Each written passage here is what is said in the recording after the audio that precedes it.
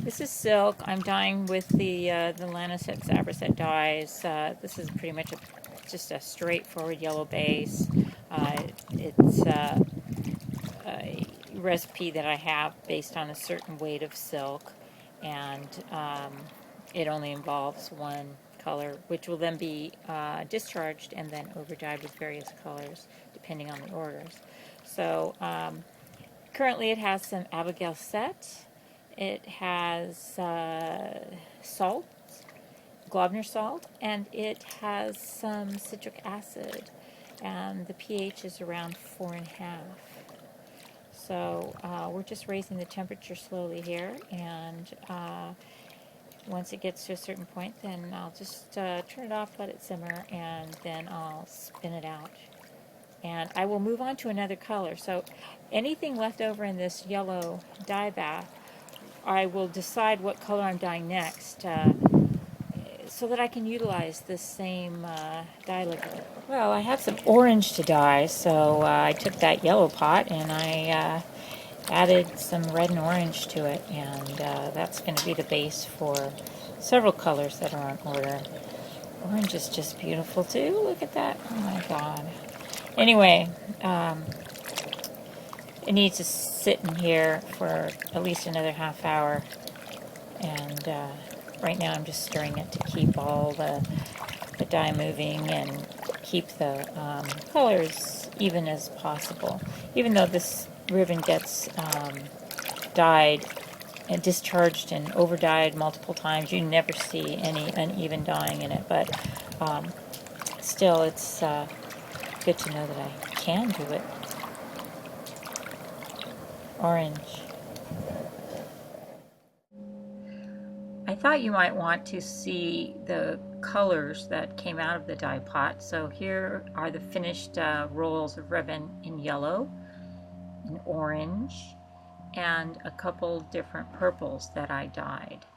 As you can see, these are all ready for processing, and I'll be moving on to the discharge and the over dyeing next. So there you go.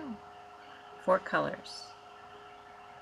Well, today's view from the dye pot finds us dyeing black.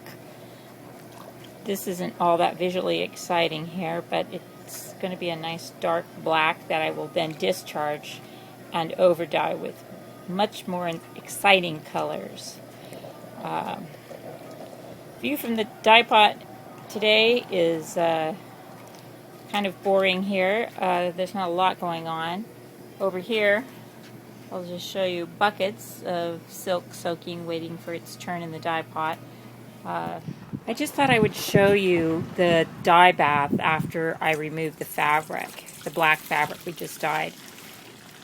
Here you can see the water is almost clear, so the fabric has taken up almost all of the dye, which is in fact what we're looking for, is not to waste the dye itself, but for the fabric to consume all of the dye.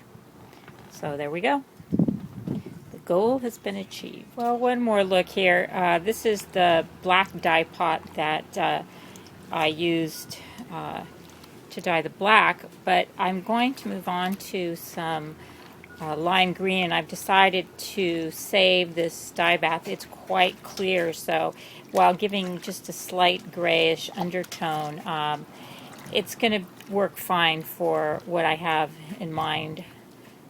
Here we are. I've dumped the green in, and this is going to make quite a nice shade of a lime green, I think. Let me pull some of this up. It's just really now starting to turn, but it'll go a little darker as I let it sit in here.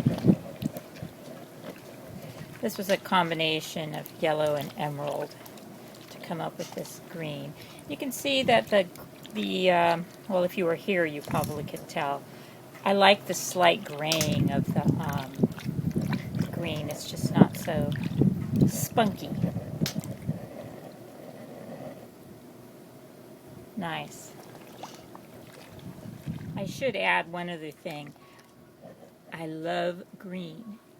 It's my favorite color. I feel so alive when I look at green, and course, green's everywhere in our world, so I love it.